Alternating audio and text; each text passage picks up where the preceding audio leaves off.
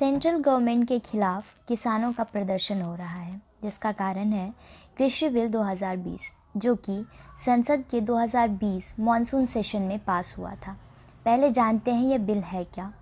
तो गवर्नमेंट ने 3 bill pass किए थे इस सेशन में। पहला, कृषि उत्पाद व्यापार एवं वाणिज्य विधेयक। दूसरा, मूल्य आश्वासन और कृषि सेवाओं पर किसान सशक्तिकरण एवं संरक्षण अनुबंध विधेयक। तीसरा, आवश्यक वस्तु संशोधन विधेयक। पहले बिल के बारे में जानते हैं। इस कानून का उद्देश्य किसानों को उनके उत्पाद को एपीएमसी यानी कि तय मंडियों से बाहर बेचने की छूट देना है। इसका लक्ष्य किसानों को उनकी उपज के लिए एक कॉम्पिटिटिव ट्रेड के माध्यमों से प्रॉफिटेबल अमाउंट उपलब्ध कराना है। इस कानून के तहत किसानों को उनकी उपज की बिक्री पर कोई फीस नहीं ली जाएगी। यह बिल किसानों को नए विकल्प उपलब्ध कराएगा। उनकी जो भी उपज है उसे बेचने में लगने वाली लागत को कम करेगा। इससे जिस एरिया में ज़्यादा उत्पादन हुआ है वहाँ के किसान अपनी फसल दूसरे एरिया जहाँ पर कम उपज हुई है में बेचकर ज़्यादा पैसे कमा सकते हैं। यदि किसान अपनी उपज को पंजीकृत कृषि उपज मंडी यानी कि एपीएमसी के बाहर बेचते हैं तो राज्यों को राजस्व का लॉस होगा, क्योंकि मंडी से शुल्क नहीं ले पाएंगे। यदि पूरा कृषि व्यापार मंडी से बाहर चला जाता है तो कमीशन एजेंट भी बेहाल हो जाएंगे। पर इससे ज़्यादा इम्पॉर्टेंट बात यह है कि कुछ किसान संगठनों और विपक्षी दलों को डर है कि इससे एमएसपी यानी कि न्यूनतम समर्थन मूल्य पर आधारित जो खरीद है उसका अंत हो जाएगा और प्राइवेट कंपनी किसानों का शोषण करेंगी।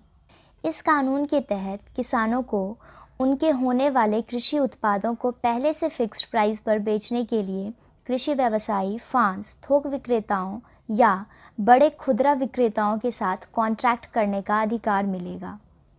इससे किसानों को फसल को लेकर जो रिस्क रहता है वो रिस्क अब उस खरीदार पर होगा जिससे फार्मर ने कॉन्ट्रैक्ट किया है। पर किसान संगठनों और विपक्षी दलों का कहना है कि इस कानून को इंडियन फूड एंड एग्रीकल्चर पर हावी होने की इच्छा रखने वाले बड़े बिजनेसमैन के अकॉर्डिंग बनाया गया है या किसानों की मोल तोल करने की शक्ति को कम करेगा। तीसरे कानून में आवश्यक वस्तु की सूची से अनाज, दाल, तिलहन, प्याज और आलू जैसी फसलों को युद्ध, अकाल, असाधारण मूल्य वृद्धि व प्राकृतिक आपदा जैसी असाधारण परिस्थितियों को छोड़कर सामान्य परिस्थितियों में हटाने के लिए है और इस तरह की फसलों को स्टोर करने की सीमा खत्म हो जाएगी। इसका उद्देश्य कृषि क्षेत्र में प्राइवेट इन्वेस्टमेंट को बढ़ाने के साथ साथ प्राइस स्टेबिलिटी लाना है। किसान संगठनों और विपक्षी दलों का कहना है कि इससे बड़ी कंपनीज को फसल को स्टोर करने की छूट मिल जाए और कंपनी किसानों पर अपनी मर्जी थोपेगी। देखते हैं किसानों के सवाल पर सरकार का क्या कहना है कि नए कानून से सरकारी मंडियां खत्म हो जाएंगी, जिस पर सरकार ने कहा है कि एपीएमसी के तहत मंडियों को और सशक्त किया जाएगा। किसानों का कहना है सरकारी मंडियों में टैक्स का प्रावधान है पर प्राइवेट मंडियों में नहीं होगा, जिस पर सरकार ने कहा है कि दोनों मंडियों में टैक्स की समानता पर वो विचार करेंगे।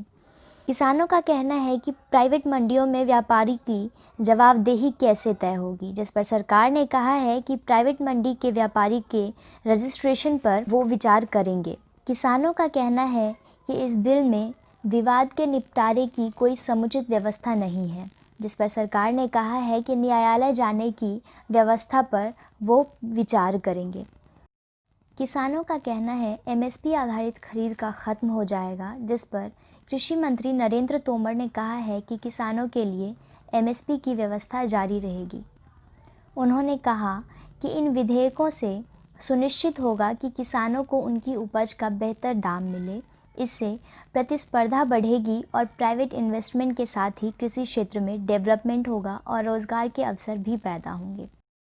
पर कुछ किसान संगठन और पॉलिटिकल पार्टीज अपनी राजनीतिक रोटी सेकने के लिए इन किसानों का इस्तेमाल कर रही है और इस किसान आंदोलन में अब किसान कम और खालिस्तानी समर्थक ज़्यादा नज़र आ रहे हैं। क्योंकि किसान की मांग थी कि इस नए कृषि कानून को वापस लिया जाए। पर वहां बैठे हुए आंदोलन में लोगों का कहना है कि धारा 370 लागू हो, नागरिकता कानून हटाया जाए, शर्जील इमाम और उमर खालिद को रिहा किया जाए, पाकिस्तान का विरोध करना बंद किया जाए, खालिस्तान का निर्माण हो और मोदी को यहाँ से हटाया जाए। बोलने की मर्यादा भूलते हुए योगराज सिंह ने क्या कहा, खुद ही सुनिए। याद रखियो जी, ये लोग जो कहते ने झूठ, इन्हों की किसी गल का इस्तेमाल नहीं करना। मैं अपने 15 साल जीवन दे बंबई दे विच इन्हां गुजरातियों नाल कट्टे ने, मैं इन्हों तो ज्यादा जानता। ये अपनी मावां भैणां दियां धीआं दियां कसमां खा के भी मुक्कर जाते हैं।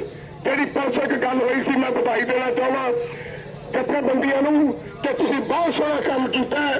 जद कहा सी अमित शाह ने कि ग्राउंड च आ जाओ ते निरंकार। और नारा वहाँ सिर्फ हिंदुओं के विरोध में नहीं बल्कि देश के विरोध में भी लगाया जा रहा है। सुनिए किस तरीके से ये भारत माँ को गाली दे रहे हैं। ये उस पर भी कुछ हल रहा हुआ, फिर हम बैरिकेड तो क्या, हम तो इनको वैसे ही उड़ा देंगे। ये हम जब उसके हमारे जो शहीद हुए हैं, आप भी जानते हैं, उधम सिंह वर्ग के कनाडा की धरती पे जाके उनको ठोक सकते हैं गोरे को। ये दिल्ली तो कुछ भी नहीं हमारे पास है, ये तो इतनी का है। ये इंदिरा ठोकती, मोदी ਵਪਾਰੀਆਂ ਨੂੰ ਵੀ ਚਾਹੀਦਾ, ਮਜ਼ਦੂਰਾਂ ਨੂੰ ਵੀ ਚਾਹੀਦਾ, ਪੁਲਿਸ ਨੂੰ ਵੀ ਚਾਹੀਦਾ, ਜੀਆਰਪੀ ਨੂੰ ਵੀ ਚਾਹੀਦਾ, ਪ੍ਰੈਸ ਨੂੰ ਵੀ ਚਾਹੀਦਾ।